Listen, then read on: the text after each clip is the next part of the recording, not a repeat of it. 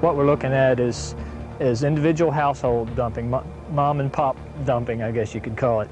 Problem is that that type of trash and garbage now contains a lot of chemicals which are potentially hazardous to human health when they get in the groundwater and into people's water supply. These natural conduits are a type of plumbing network. You might as well have pipes underneath the ground taking the contaminants directly to some place. One morning, I came out and brought my little coffee pot out to get my usual water, and lo and behold, I pumped out a coffee pot full of oil. One little piece of advice to people concerning sinkholes is not to put anything in a sinkhole that you wouldn't want in your drinking water.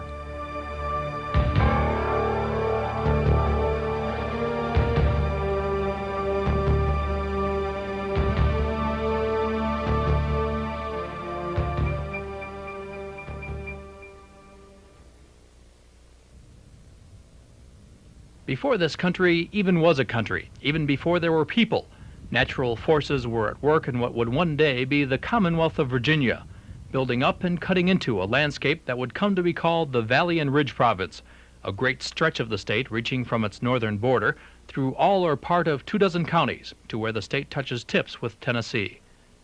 Those millions of years of erosional work upon the land have created a special kind of landscape known as karst topography that has brought to western Virginia a spectacular beauty both above and below its surface. Ed Spencer teaches geology in the heart of the region at Washington and Lee University in Lexington. The landforms that you see in this type of topography are things like sinkholes and places where, for example, the streams are diverted underground, and these are called sinking creeks. And in a few places, this leads to the development of tunnels that are where the streams have been diverted underground, and occasionally, very rarely, a natural bridge such as the one here in Virginia, which is so famous. Spencer knows that while the natural bridge formed by Cedar Creek is spectacular, it is not the area's solitary example of karst. This small stream that you see here is called the Lost River. It's a tributary from here on down about 50 yards into Cedar Creek. But as you look back at the source of it, you can see that this stream is issuing from solid bedrock right behind me. In the Valley and Ridge of Virginia, the Lost River is just one example that we can see of the maze of fractures and fault zones and cavities that provide conduits for the flow of water and other material within the ground. Virginia Mineral Resources geologist Dave Hubbard is an expert on karst. One of the inherent problems in karst terrains is that anything that is in water or a liquid that is on the surface of the land or in a sinkhole can enter the groundwater without being filtered or diluted. It can enter right on into the groundwater and into an enlarged fracture or cave passage. Ernst Kastning would agree. Kastning teaches geology at Radford University, but on this clear and crisp Saturday, he is offering a troop of Boy Scouts a hands-on lesson in karst topography. Kastning has brought these boys to a sinkhole in Pulaski County to try to clean up the tons of trash that have been dumped there. Kastning has great interest in cleaning up the site. This is the back entrance to the longest cave in Pulaski County, known as James Cave. It was formerly open, and it hasn't been open for something like 15 to 20 years. It's been plugged by trash. One of the efforts here is to open that, to restore it to its natural condition. The cave had a natural opening, which is what geology intended to be there. This cave is about 7,300 feet in length, so it's over a mile in total length. What that means is that the trash and garbage dumped into the sinkhole here can be a problem somewhere else. These natural conduits are a type of plumbing network. You might as well have pipes underneath the ground taking the contaminants directly to some place, because the time of travel of the contaminants is very short. There is a lot of undesirable stuff being dumped into a lot of sinkholes up and down the Valley and Ridge province of Virginia. Dennis Slifer can tell you that. He's studied the problem of illegal dumps for years.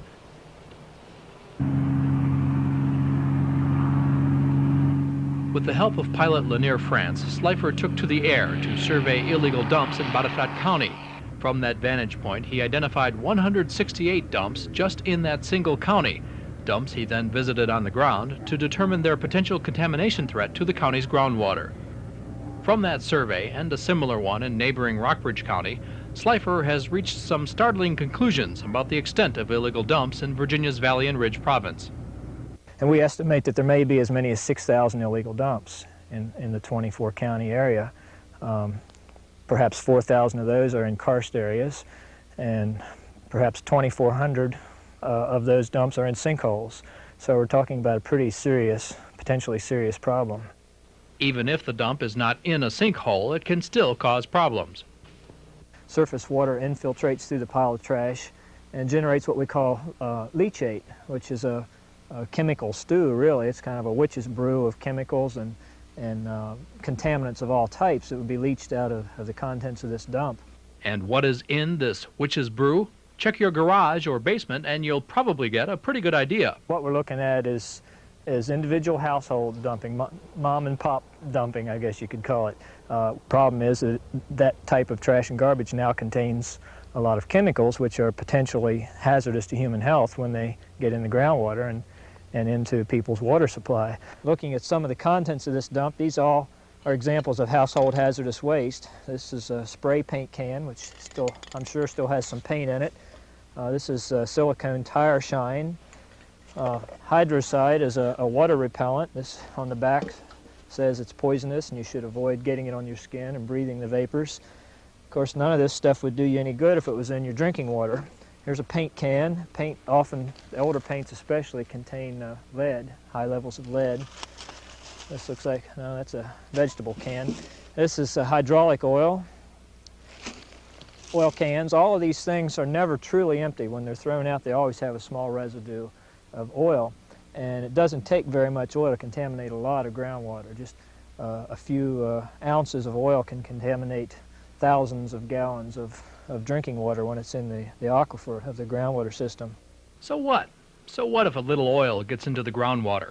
Don't ask Andrew Manzano, so what? Mr. Manzano used to get water for his store from a pump at the back of the property. Used to. And this well was dug sometime from 1775 to early 1800s. And up until 8 years ago, the water was good. We had it tested, and I was making coffee with it. One morning, I came out and brought my little coffee pot out to get my usual water, and lo and behold, I pumped out a coffee pot full of oil. The contaminant was oil, and Mr. Manzano has no doubt as to its source far away. The only place this comes from is from the service stations that are about a mile from here. And I myself have been at one of these service stations when somebody pumped a tank of diesel fuel into a gasoline car. And when they realized their mistake, the car was pulled to the side of the service station, a mechanic was called, and they drained the tank right there. No buckets, no containers, no nothing. Just let it spill on the ground. Now, Mr. Manzano marks his pump with a skull and crossbones. In pointed reference to the worth of that water, the skull is smiling. That's because death will be happy to receive you.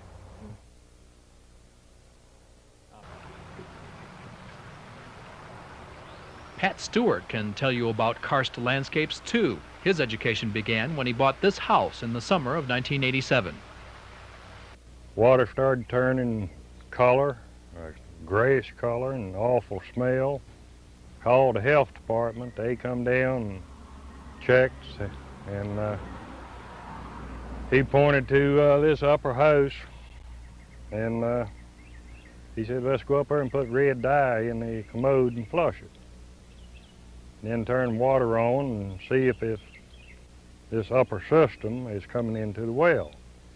It took just 35 minutes for that dye to show up in Mr. Stewart's well water. So I called the health department man back and told him, he said, well, don't use water. That a direct line underground was siphoning right straight into the well. The well's 475 feet deep and 95 feet of casing.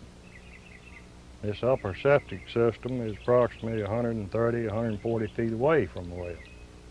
But he said the limestone could be a direct chute right into it. So Whether from a neighboring home, from a service station a mile up the road, or from a sinkhole dump, groundwater contamination is posing an increasing threat in the valley and ridge. With 90% of rural homeowners relying on wells or springs for their water, there is much at stake when the purity of our groundwater is threatened. Dennis Slifer. I think can be solved. I don't want to be a total pessimist about it, but it's going to take significant efforts in education and enforcement. There are a number of state laws that prohibit illegal dumping. The problem is one of enforcement. The state obviously has limited resources in enforcing every little hollow and every little sinkhole in the state.